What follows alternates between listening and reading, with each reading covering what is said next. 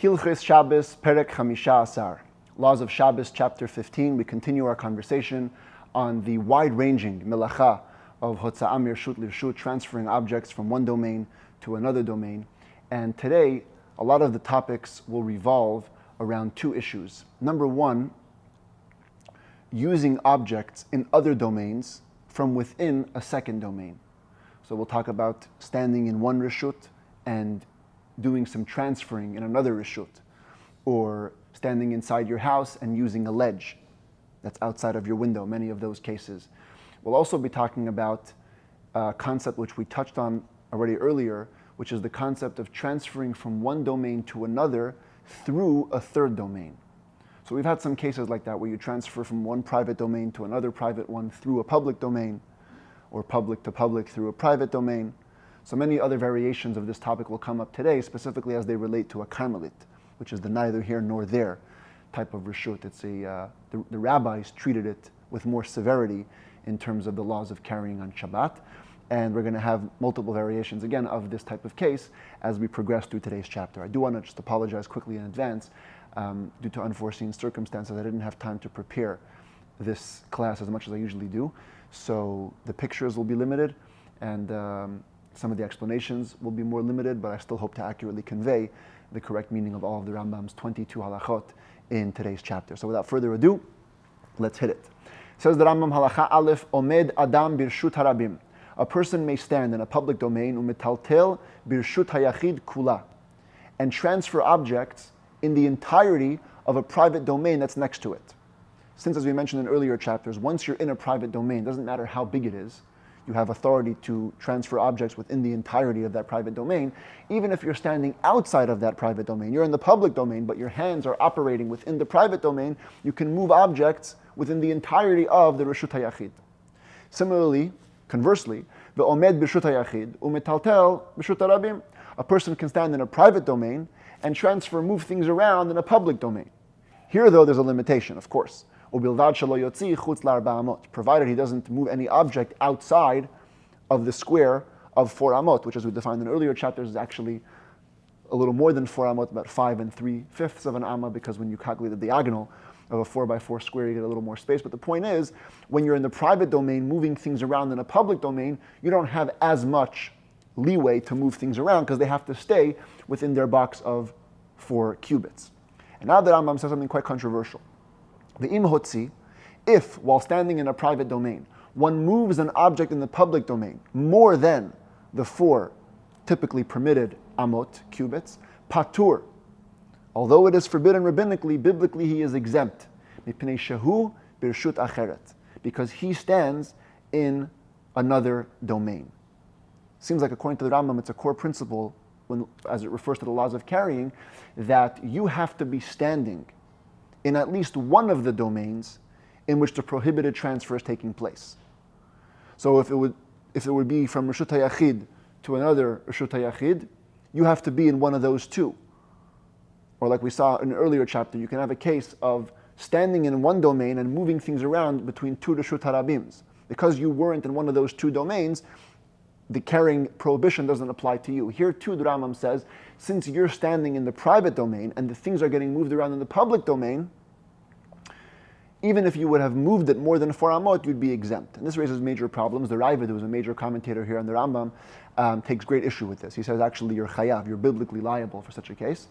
And he points to different sources in the Gemara. And the Magid Mishnah, who is also a primary commentator on the Rambam, goes so far as to suggest that we should actually edit the Rambam statements here and change it from patur to chayav, although the Radvaz says he checked all the ancient manuscripts and in all of them it says patur. Nevertheless, this remains a highly debated ruling of the Rambam, that you can stand in a Reshut HaYachid and move things around in a Reshut HaRabim, and after the fact, even if you moved it more than 4 amot, biblically you'll still be exempt. Says the Rambam, the same way you can stand in one domain and move things around in another domain, you can also do something very similar. V'chen, so too, omed adam birshut hayachid upoteach birshut harabim. A person can stand in a private domain and open a door with a key that's in the public domain. The commentaries talk about not transferring keys from one domain to another. The permission being granted here is not to stand in a private domain and pull your key out of your pocket and put it into a door in the public domain. The idea is if there's already a key in the lock in the public domain, you can stand in the private domain and open that key. B'shut harabim, same thing conversely. Upoteach b'shut hayachid. You can stand in the public domain and turn a key, open a key that's in the private domain. The idea being that being in one domain doesn't preclude you from doing things, moving things around in another domain. That isn't hotza'ah, that isn't taking out from one domain to the other. Behema, similarly, if you have an animal, shahayta ruba b'chutz v'rosha bifnim, most of its body was standing on the outside, and its head was on the inside into let's say, a private domain. Ovsinotah, you can force feed it.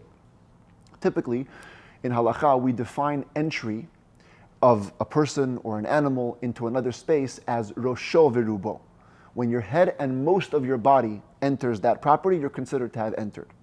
Nevertheless, over here, the Rambam says, when you have an animal, even though most of it is on the outside, but its head is in the inside, you can already force feed it. We're not worried that it's going to pull its head back.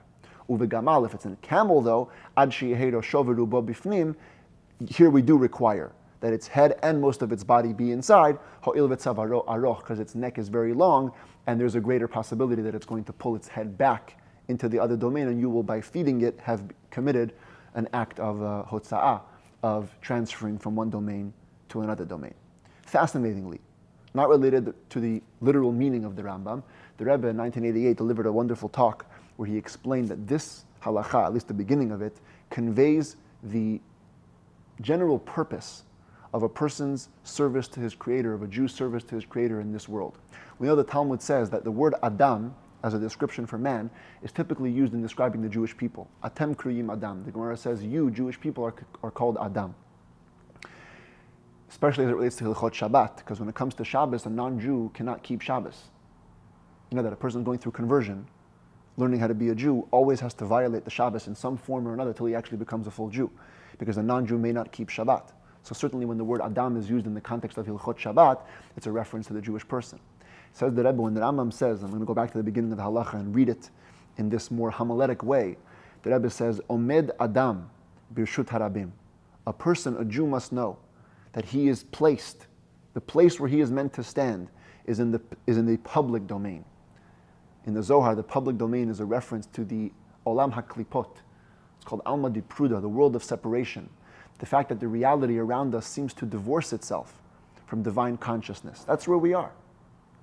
Nevertheless, when we do what we have to do, in the Reshut Harabim, mitaltel, says the Rambam, says the Rebbe, the person moves around, the person has a major effect, birshut hayachid, in the private domain, which is in the Gemara a reference to Hashem's domain, Yechido Shel Olam. You know, the Mishnah says, Da masha lemala mimach, know what is above you. The Maggid of Mizrich once explained, Da ma lemala, know that whatever happens above is a direct effect of what you do, mimach, from you. When we Jews do what we have to do in this world, we are mitaltel, we're moving things around in the private domain of Hashem. And the Rambam adds the word kula. We're moving it around in the entirety of the private domain. In other words, there's nothing in Hashem's arena that doesn't get affected by what a Jew does down here. In Chassidus, we're taught that what we do over here in this world in our service of God is called a chidush. It's a novelty. It couldn't have been accomplished without creation. The word mitaltel, moving things around, seems like you just move pre-existing things around. The Rambam chooses that word because our effect above, in the end of the day, since it's granted to us by Hashem, in a certain way it cannot be called a complete chidush, a complete novelty. It's only mitaltel, it's moving pre-existing things around. We were given pre-existing potential, and by doing what we have to do down here, we affect things in higher realms.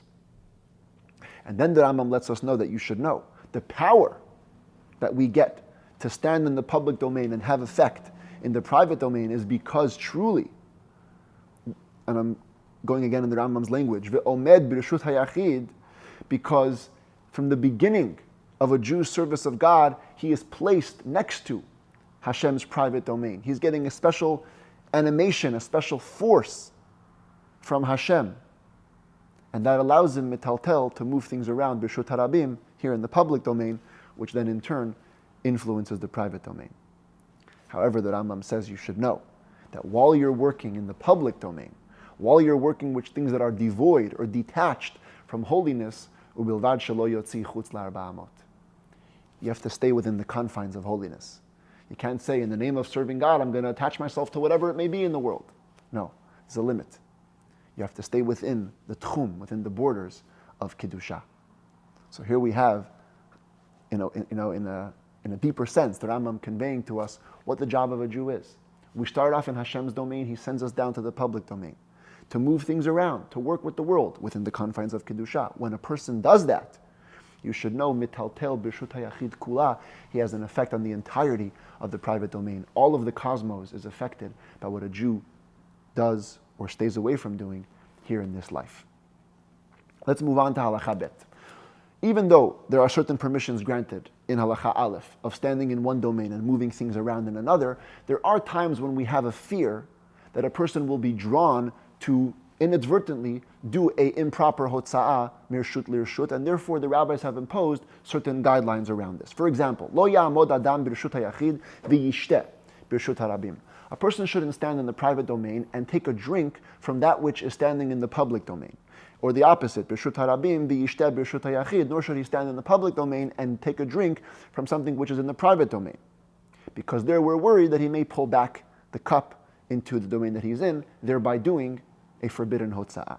Elaim kain, there is a dispensation, unless hichnis rosho v'rubo lamakom shu shoteh. If you stuck your head and most of your body into the domain where the drink is, now you're considered to have fully entered that domain. We no longer worry that you're going to pull back. Says the Rambam b'med dvarim amurim, that itself has a caveat. When do we say this? K'shehaya shoteh b'kelim na'im shu tzarich lehen. When you're drinking in beautiful vessels, where you would be presumed to need them. Then you're under the rabbinic decree of perhaps you're going to take them out.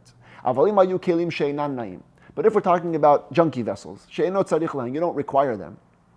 Or even if it was beautiful vessels, but the two domains are not a private domain and a public domain, which is biblically forbidden. Rather, the pit where the water is in a karmelit.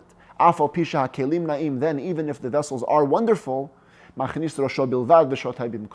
you don't have to put in your head and most of your body. Just your head has to go into the other domain. Drink where you are, even though your head and most of your body did not go into it. So here on the chart, you can see kind of a summary of what this means. If the issue is the public domain, and when I say public, I mean public versus karmelit. So you're in a private domain and the pit is in the public domain, or you're in public and the pit is in the private domain, then if you're dealing with beautiful vessels, you have to put your head and most of your body into the other domain before you can drink. Not beautiful vessels, then you don't, because we're not worried you're going to pull back. If the two domains are a karmelit issue, karmelit versus private domain, then no matter if it's beautiful vessels or if it's not beautiful vessels, you never have to have rosho v'rubo, just put your head in and you can drink the water. It says the Rambam halacha gimel omed adam b'rshut harabim. A person can stand in the public domain, v'kolet min ha'avir, min ha'mayim, ha'mekalchin, min ha'tzinor, and catch in the air from water that is spurting out of a pipeline, or min ha'kotel, or from the wall, v'shoteh, and drink it. There used to be, as there still are today in many houses, in the private domain you had homes. In order when it would rain, in order for all the water to flow off and ultimately drain out, they would attach pipes alongside a roof, which would collect the water, and these pipes would then deliver the water to the public domain. Or it would literally just filter off the wall. It says the Rambam, if you're standing in Reshut Harabim, you're allowed to grab some of that water in the air. In other words, it's already flowing out of the gutter, flying into the public domain, and you're just catching it where you're standing. Provided you don't touch the gutter, provided you don't touch the wall and take directly off of them. Why? Because if you're able to maintain that distance, so there can be no problem. Because remember the major principle we learned the other day. Reshut Harabim, the airspace of the public domain, only extends to the height of 10 tfachim. After that, it's a makom ptur, a place of exemption. So if your hand, when it caught the sputtering water, is higher than 10 tfachim, it's in a makom ptur, it's in a place of exemption, you have no problem of taking that water into the public domain. There's no issue of transferring from a makom ptur to the public domain. If your hands are lower than 10 tfachim, since you didn't touch the gutter, you're just simply catching water here. When you put it into your mouth to drink, you haven't moved the water for amot, you haven't done a prohibited transfer in the public domain. However, says the Rambam, v'im naga, but if you did touch, now you have an issue. Because the moment you touched the water coming right out of the gutter, or you touched the wall, now there's a technical issue of transferring from a private domain to the public one. So now it's going to matter where your hand is. Says the Rambam, Im haya makom shenagabo, lemala me'asara. If the place where you touched the wall, or you touched the gutter, was higher than 10 tfachim above the ground of the public domain, bipachot mishlosha samuch lagag, and it was also within 3 tfachim of the roof where the water is coming off of, and we've had a number of times already the last few days the principle of lavud, within 3 handbreadths, things are considered to be attached. Since your hand is within 3 handbreadths of the roof, your hand is considered attached to the roof or the wall where the water is coming off of. Harei ze asur. Now it's forbidden, because you're transferring from a private domain, again, your hand being close enough to the roof makes it part of the private domain, and bringing it into the public domain, which is a forbidden hotza'ah.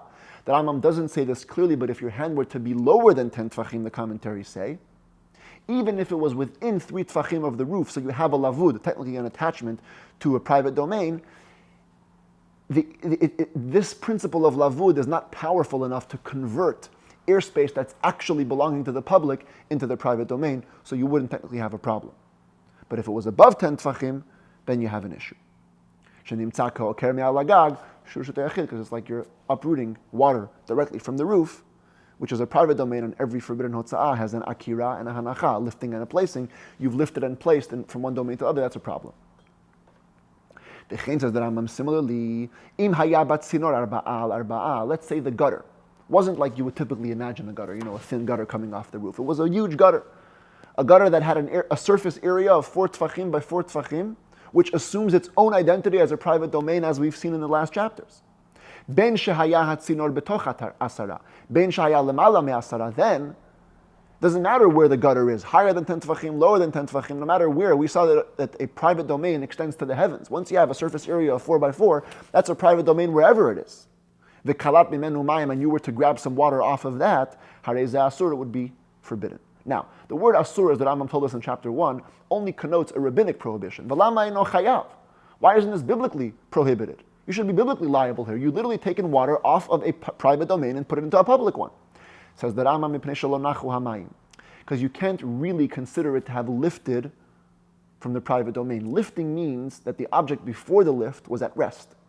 Since the water was flowing along the gutter, it never came to a full rest. Remember in the other chapter we had a case where you have a pit full of water, and somebody would take water out from where the water was in a state of rest. That was biblically prohibited, because even though it's not taking it off the ground, all of the water in a stagnant state is considered to be resting on the ground. But here, since the water is actively flowing, the waters never came to rest. They're flowing and they're going. Therefore, in a certain way, we can say that you never actually lifted it off the private domain, and only it's rabbinically prohibited. Says the Rambam Halacha Daled. We move on now to the topic that's called the ziz. Ziz means a ledge. I guess loosely it would be like a balcony nowadays. The idea is that it's a ledge coming out of a home, which can be accessed from within the home through a window or whatnot. We're going to begin with a case where there's only a single ledge, and then we're going to move on to the case in the picture with a double ledge. And bear with me, it gets a little bit complex. It says the Rambam Halacha Dalet, Ziz shelifnei achalon, yotzei ba'avir sha'al reshut harabim. A ledge in front of a window, extending into the airspace on top of the public domain. The question is, can the person within the home move his objects from his home onto the ledge? If the ledge was located at a point higher than 10 tfachim, in which case, from the vantage point of somebody standing in the public domain, that point is already beyond the 10 tfachim of Reshut Harabim, it's already in the airspace of Makom Ptur, mutar lehishtamesh alav. It's permissible to use it. Now, I know the Rambam uses the word to use on it, which might imply, moving things around on it, but as we'll see momentarily in the later halacha, it's a reference to moving things from within the home to the ledge, from the ledge to the home. She'ein reshut harabim tofeset ela asarat tfachim. Because, as we said before, the public domain only grabs that which is within the first 10 tfachim from the ground. Lefichach, therefore, says the Rambam, by the way, you should know, the ledge is the practical side of it, but truly, mutar leishtamesh b'chol hakotel ad asarat tfachim atachtonim. One could use the entirety of the wall. You can move objects from your house and hang them onto the hook, coming out of the wall, so long as it isn't within the lowest 10 tfachim of the wall. You can use the entirety of the wall. The entirety of the wall is in a place that's makom ptur. There's no issue of transferring objects from a private domain to a makom ptur. Now the Rambam here makes no difference, as he will momentarily. Here he makes no difference between whether the ledge was 4x4 or not 4x4. One might think that if it was 4x4, it assumes its own identity and it becomes its own reshut. Nevertheless, the commentaries over here say that the ledge never fully becomes a completely separate private domain because it's accessible in some form to those traveling in the public domain. And that's very important words because that implies that if a ledge was so high up, a third or fourth floor, where it wasn't accessible to those passing by, then if it was 4x4 tfachim, we may have a separate issue of the ledge assuming its own identity. But that we're not getting into. We're getting into the simple case where it's sticking out kind of nearby the Reshut Rabim, but since it's above the 10 tfachim, so it's outside of their jurisdiction, one can transfer from his home onto the ledge. When are we talking about? When it was simply one ledge going out to the airspace of Reshut Rabim. But if there were two ledges coming out of two separate windows, and that's how we're going to explain it here. Two separate windows belonging to two separate people. That's also very important. I'll get to that in a second. Even though both ledges are located above 10 tfachim, hence outside the jurisdiction of the public domain, there are going to be some restrictions. And the Rambam will detail them in a moment, and I want to just explain why. According to the consensus, what it seems from the commentaries, and that's how it's phrased in the Shulchan Aruch, the issue over here is an issue which we're going to learn about later on, and actually the next set of halachot, and a little bit in these halachot as well, the laws of Eruv. When you have a place which can technically be shared by two parties, in order for either of them to carry or to transfer objects in that third domain, they have to make what's called an Eruv, an act which mixes their ownership of the place together and declares that we're sharing this space, and now we're able to carry there. For the classic examples, if you have two backyards and there's a thick wall in between, and they want to use the surface of that wall. Since both parties have access to the surface of the wall, neither of them can use it until they make an Eruv, which declares that they're both owning it jointly. The Eruv is a rabbinic enactment. We're going to learn much more about it in the next set of halachot, which is actually called Hilchot Eruvin. There's a whole mechanism, how you do it, etc., etc. Suffice it to say that over here we're talking about a case, as I'm going to explain it to you, that because these two ledges are owned by two people who did not make an Eruv, they did not declare that a joint ownership of the two properties, they're not able to use each of their own properties in a free way. There are limitations that are going to be imposed, as the Rambam will detail them shortly right now. That's the simple, straightforward meaning of this halacha as we're going to present it, and as it flows into the next few halachot. I should note there's another explanation given by the Ritva, a famous Rishon, who understands the issue to be not an issue of Eruv, a totally different issue of something I mentioned before, whether the people in the public domain had access to the ledges or not. But we're going to leave that aside. We're going to go with the Shulchan Aruch explanation, which is again an issue of Eruv. Since these two ledges are owned by two different people who haven't declared joint ownership of their property, individually they each face restrictions onto how they can use their ledge. And it goes as follows. Im yesh baziz ha'elyon, shelifnei hachalon, rochav arba'a al arba'a. The top ledge, top balcony over there. If that balcony is big enough to have assumed its own identity, it has a surface area of 4x4 handbreadths, asur li yishtamesh alav. The neighbor above, coming out of his house, cannot make use of this ledge. Because it is a property, a domain unto itself. And the ledge under it is a separate domain, and they haven't declared joint ownership. And thereby they forbid usage one onto the other. Again, we're going to examine this much more in detail in the laws of Eruvin, this concept of asru zeh al zeh. Two people who have a joint access to some place can create a prohibition on each other from using this area because they haven't made the Eruv. This is the underlying principle. Two domains cannot make use of a third domain which is jointly accessible to them without making an Eruv. But that's only if the top ledge has a surface area of 4x4 tfachim. Halacha Vav says the Rambam, ein ba'al yon arba'a, ve'en batachton arba'a. If neither of the two have a surface area of 4x4 tfachim, mishtamesh bishnehen. You can use both of the ledges. And the same with the rest of the wall, because it's outside the airspace of the public domain. And it's basically like the individual ledge of Halacha Dalet. But if the bottom one is the one that has a surface area of 4x4 tfachim, since we had the principle before, that once a domain is established as private, Reshut hayachid ole ad larakia, it ascends to the heavens. So now, in a way, everything above this second balcony, which again, the picture is not so accurate because we're talking about a case where the bottom balcony is bigger than the second one. It has a surface area of 4x4, where the top one does not. Now, in a certain way, the bottom ledge, its authority, its domain extends all the way upwards. And therefore, eino mishtamesh ba'elyon ela keneged chalono bilvad. The person upstairs can only use the part of the ledge that directly faces his window. Aval bish'ar aziz shebishnei tzidei hachalon. But the rest of the ledge, which has on the two sides of the window, asur liyishtamesh mipnei zeh shetachtav shechalak reshut la'atzmo. It's forbidden to make use of because of the one below who has now created a domain for himself by having a ledge with a surface area of 4x4, and that ascends as well, creating the prohibition over the rest of the top ledge, which is above it. Halacha Zayin, the Rambam makes a general caveat with regard to these ledges. Kol ziz hayotze al avir reshut harabim.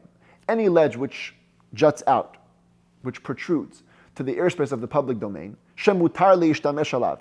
Even if it's a case where it's permitted to make use of it, kishehu mishtamesh bo, when you make use of it, ein notnin alav.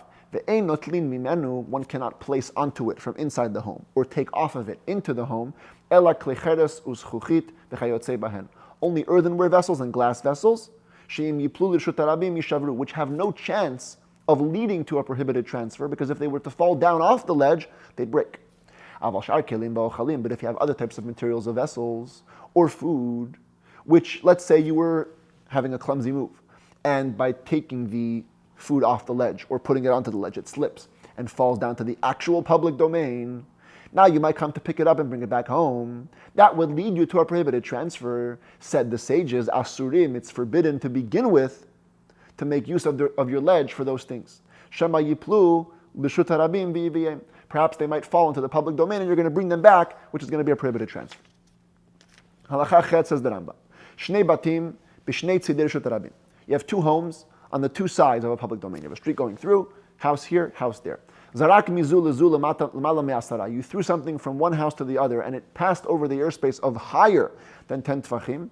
Patur, you you because there's no issue of passing from a private domain to another private domain through a place of exemption. However, of course, they can't belong to two separate people. They have to both belong to you, or even if they belong to two different people, they have to be an eruv, again a declaration of joint ownership, in which case there's no prohibition to carry from one of the private domains to the second. And in this case, you're allowed to throw even clothing and even metal vessels.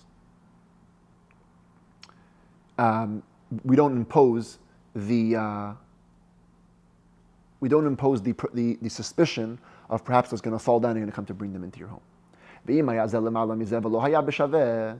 if the homes were higher in level, one from the other, not equal, it's forbidden to throw clothing or things like that which won't get ruined upon falling, because it might fall and you're going to bring it back with you. But again, the earthenware vessels, the glass vessels, you can throw those with no problem, because again, if they fall, they're not going to be broken.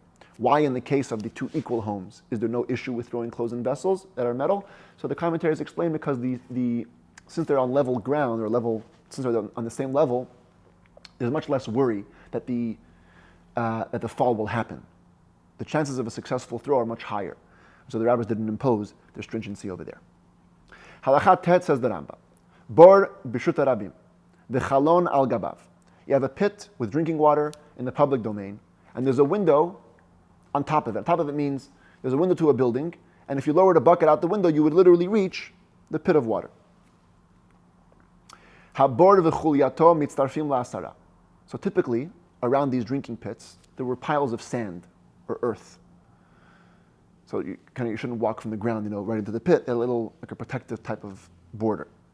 If the height of that sand pile and the depth of the pit are a combined 10 tfachim, umimal'in mimenu b'Shabbat, you're allowed to fill water directly from there on Shabbat. When do we say this?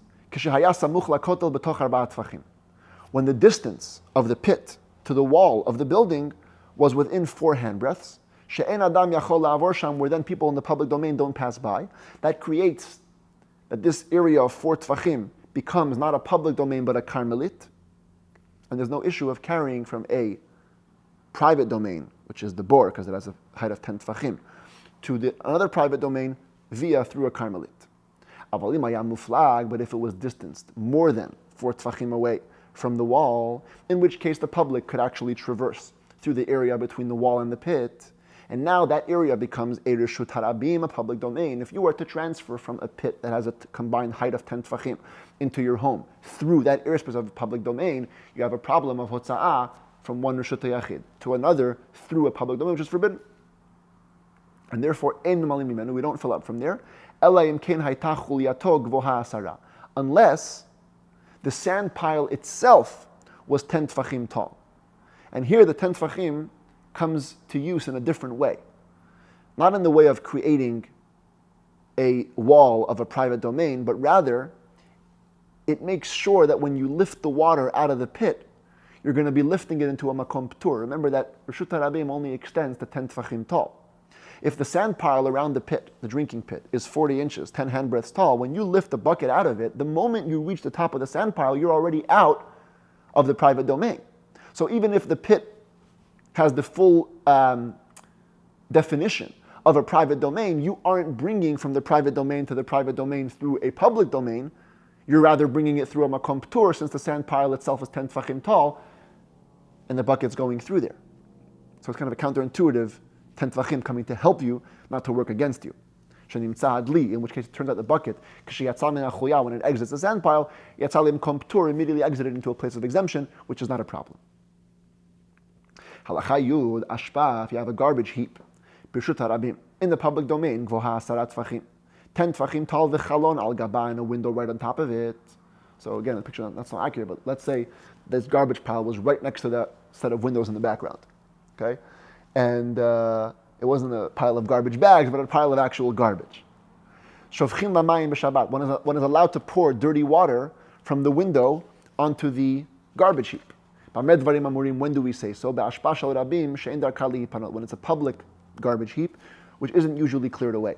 But if it belongs to an individual, you cannot pour water onto it, because it might be cleared. And a person inadvertently would just spill the water out the window, and it's going to end up in the public domain. If it's a public garbage heap, which isn't cleared up so often, the assumption can be made that it's always going to remain at a height of 10 tfachim, in which case it's outside the airspace of the public domain. It's a makom ptur, a place of exemption, and you're pouring out the water from your house into the makom ptur is not a problem.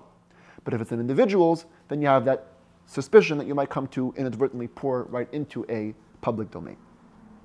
Halacha Yud Aleph, amat hamayim, a channel of water, she'overet bechatzer, passing through a courtyard. Bit of a primitive photo here, taken from the Rambam, which I'm using to teach. The point being made here is that the channel of water has broken through the wall on either side of the chatzer, of the courtyard, and it goes all the way through. Says the Rambam, if it has the characteristics that will make it into a private domain, it's 10 tfachim, the word is high, but it means deep, and 4 tfachim wide, or more than 4 tfachim, ad eser amot, till a distance of 10 cubits, about 15 feet, in which case the law changes, we'll see in a moment. But the point is, it has the capacity to be called a private domain. If you're standing in the chatzer, in the courtyard, you cannot fill water from that channel on Shabbos,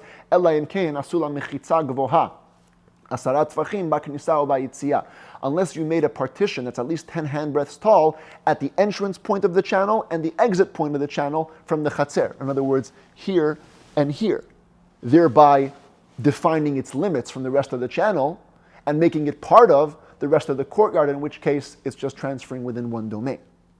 But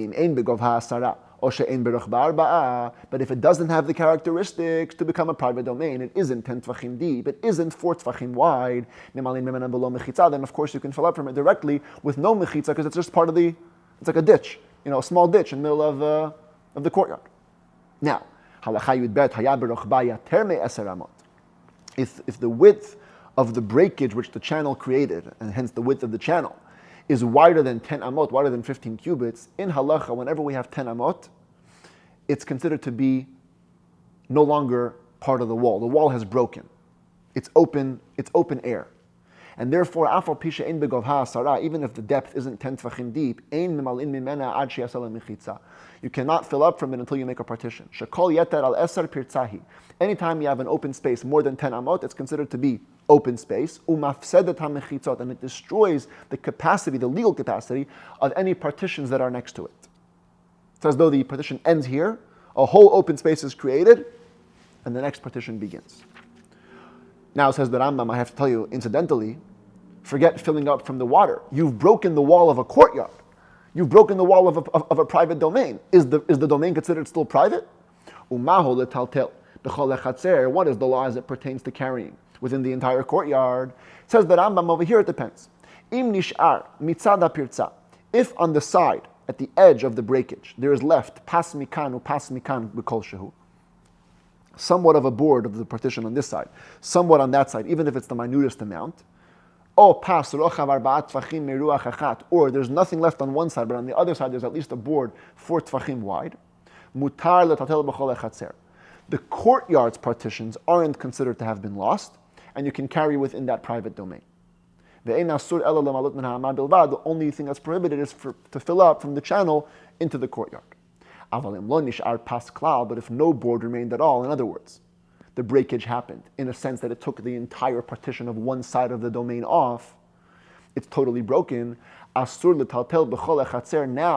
the entirety of the courtyard is compromised. It's no longer considered to be a private domain. You cannot carry there. Because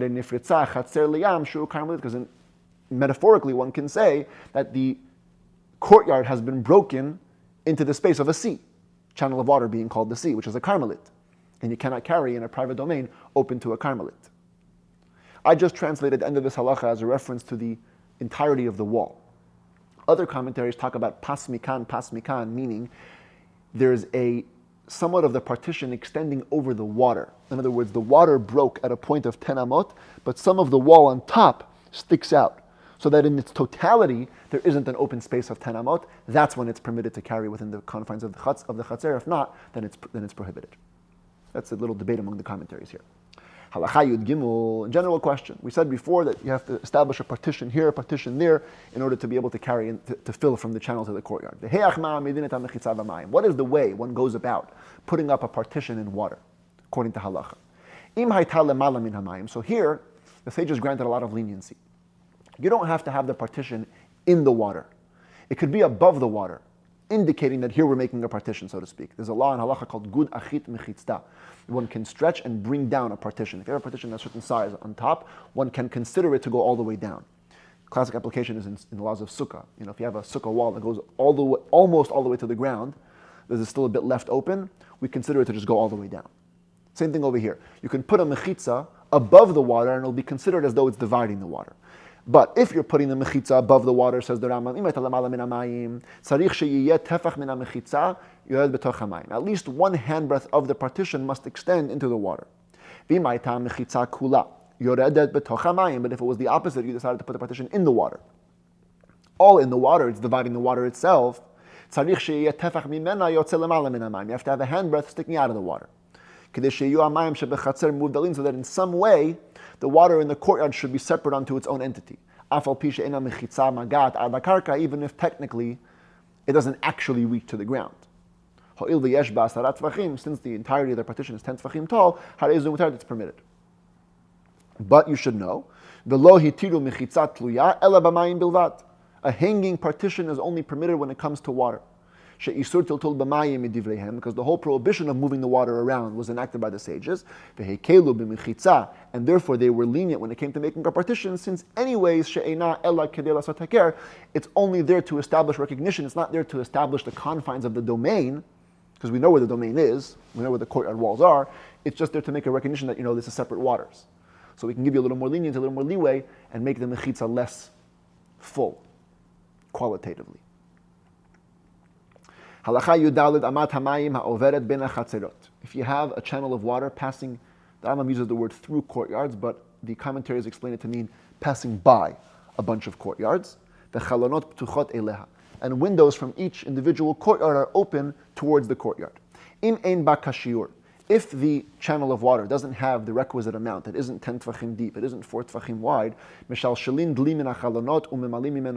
no problem, you can drape, you can lower a bucket from the windows and fill up directly from the channel of water on Shabbos, much like you could do it if it was inside a courtyard that hadn't broken by too much. When do we say this? If the channel is close enough that it's not 3 tvachim away from the wall, in which case we apply the principle of lavud, attached, and now it's considered to be an extension of the courtyard. But if it was distance from the wall at least 3 handbreadths, now we cannot fill up water from the window, unless you made protruding boards from the walls on this side and on that side. And again, I used the picture in the Moznaim Rambam. You extended some boards out, in which case you demarcate the area of the channel that belongs to you, and now the channel is considered to be running through your own courtyard, and now it's okay to fill up water from it.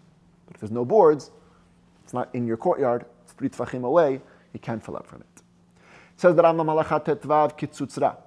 if you have a balcony that was extended over the sea, and there was a window in the bottom, the floor of the balcony, right above the water. Apparently it was customary to open balconies not just for the purposes of rest, or getting some fresh air, but as a practical key, a method. If you were over the water, you wanted to have an easy way to access water, so you would create a balcony with a round hole in the middle, or a square hole, whatever it is, and you can lower buckets right into the water and get some water.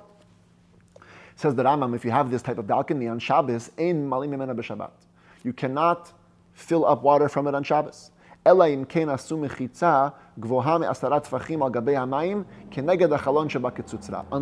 you make a partition directly parallel to the area of the hole that's at least 10 tefachim high.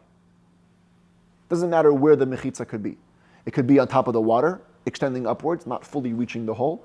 Or it can go right out of the hole towards the direction of the water. And we'll see it as though it has extended and gone down all the way to the water. The point is you have to make some kind of demarcation which tells you that the part of the water from which we're going to draw is going to be kind of belonging to the private domain. Otherwise, it's bringing from a karmelit into a private domain, which is forbidden. The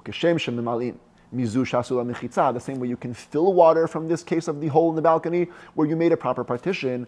You can pour water, let's say sewage water or dishwater, out into the sea from this window, from this hole in the balcony, because you're pouring it onto a karmelit and you've made proper demarcations, so it's permitted. Halachat Zayin says that Rambam chatzer sheipchuta me'arba amot al arba amot. Now we're going to talk about what's called hotza'ah, but really kocho, transferring from one domain to another, not directly but indirectly. So you have a courtyard right outside your house. Sheipchuta me'arba amot al arba amot. It's considered very small, less than 4 by 4 cubits, less than 6 feet by 6 feet. It's considered to be an easy extension into the public domain, and therefore, ein shofchin betocha mayim b'Shabbat. You cannot pour out your dirty water into that courtyard, even though you can say, I'm just pouring in my private domain. Mipnei she'en yotz'in l'shut harabim b'mehira, because they quickly exit to the public domain, and that's a problem. It's considered to be, the act is considered to be related to you. It's as though you have moved the water from private to public. Lefichach, therefore, tzarich lasod guma. If you have such a chatzer, you must make a hole in that courtyard, machazeket satayim, that can hold at least 2 sa'ah. Sa'ah is a certain measurement. The Rambam will soon define how big this hole has to be. Betoch chatzer, in your courtyard, or b'rshut harabim b'tzad chatzer, or in the public domain directly beside the courtyard.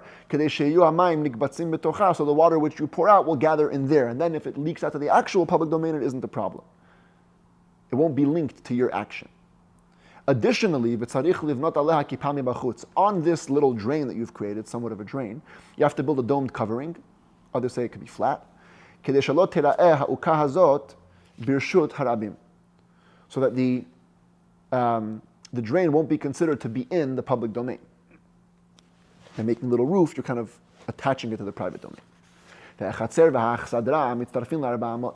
To know how big your courtyard is, you can include the patio area and the actual courtyard area. If they both don't add up to 4 amot, then you have this prohibition. If they both do add up to 4 amot, you don't have the prohibition. You can pour right into your chatzer with no problem, even if it does leak out to the public domain, because it isn't considered to be a indirect transfer. The kama hu makom shemachzik satayim. What is considered to be the area which holds 2 sa'ah of liquid? Chatzi ama berum shlosha chumshei ama. A half a cubit by a half a cubit at the height of 3/5 of a cubit.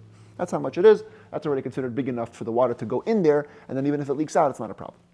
Halacha yud zayin hayta ha'uka pchuta misatayim. Even though I told you the drain has to be at least big enough to hold 2 sa'ah, even if it's less than that, in a certain case, we'll see in the wintertime, shofchin la bimloa.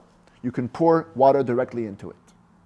But only bimloa, only the amount that will fill it. Once it's big enough to have 2 sa'ah, shofchin la afilu shishim sa'ah shamayim. You can pour water even if you know it's more than its capacity. Even if the water will overpower and just flow out outside of the hole. When do we say this permissive halacha? In the rainy times. Anyways, all courtyards are very muddy anyways. Gutters are always leaking with water. Somebody who sees excess water flowing out of this guy's courtyard is not going to come to say that he's purposely using the public domain. And water is going with his power to the public domain. Anyway, all the water, it's very watery. But if it's a summertime, then the limitation of the hole being 2 sa'ah is actual. If it had 2 sa'ah, the hole was big enough to hold 2 sa'ah, you can only pour into it 2 sa'ah. If it was less than that, we don't pour any water in there at all because it's going to leak out. People are going to think that you pour directly from the private to the public domain. So to summarize again, you have to build a drain that's at least 2 sa'ah. But if you didn't, then it depends what time of year it is. If it's the rainy season, you can still fill up that hole. And if you have the proper hole, you can pour even more than the hole can contain. If it's the summer season, if you didn't make the hole big enough to hold 2 sa'ah, no pouring at all. If it is 2 sa'ah, you can only fill it up. Now this is all when you're pouring it onto the floor of your private domain and it's leaking out. But what if you have an actual pipe? There's a drain pipe in your property where you pour water into it. They drip and go underground, but they come out, they emerge on the surface of the actual public domain. So unlike today where all our plumbing is underground, this halacha won't apply. It's all permitted. No problem flushing a toilet. But here let's say you have a drain pipe that's underground in your domain, but it emerges on the surface of the public domain. So too a tzinor, a gutter. You pour water onto it, they drip on the wall, but when they come down, they emerge again on the public domain. Since you know it's going right to the Reshut Rabim, no matter how long the gutter is, it could be 100 amas, or no matter how long the pipe is, 100 amas also, it's forbidden to pour water onto this pipe or onto this gutter. Because the water is reaching with your power the public domain. What you can do though is you can pour the water out next to the pipe, and then it'll drip into the pipe, and then we don't link your pouring with the water emerging in the public domain. Again, when is this said? In summertime. But in rainy time, you have a drain pipe, pour it in. Because most gutters are anyways leaking with rainwater. A person may even prefer to have the water absorbed in his own domain. He doesn't want it to go to the public domain. And since that's so, even if it does end up in the public domain, it's fine. Now all this we said before is we're going from private to public. What if you're pouring water into your drain pipe and it's ending up in a karmelit? Only rabbinically prohibited. That's permitted even in summertime. When it comes to a karmelit, the rabbis never decreed an issue of indirect transfer. Therefore, you can pour water if you're at sea on Shabbos. You can pour water onto the sides of a ship. And they'll go into the sea, no problem. You can't pour right into the sea, that's a problem. But onto the side of the ship is no issues.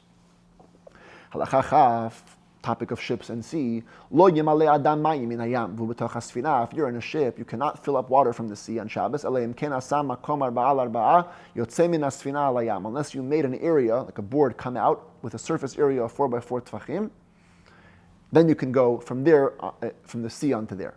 And again, when does that apply? If that board was within 10 tfachim from the surface of the sea. But if where you're standing on top of the ship is anyways above 10 tfachim from the surface of the sea, just put out a little ledge, make a demarcation just to know that you're making a separate area, and fill up all your water you need. Because anyways, once the water ascends after 10 tfachim, it's out of the airspace of the Carmelit. Just like the public domain, a Carmelit also only extends to 10 tfachim. Once you reach out of 10 tfachim, you're in a makom ptur. You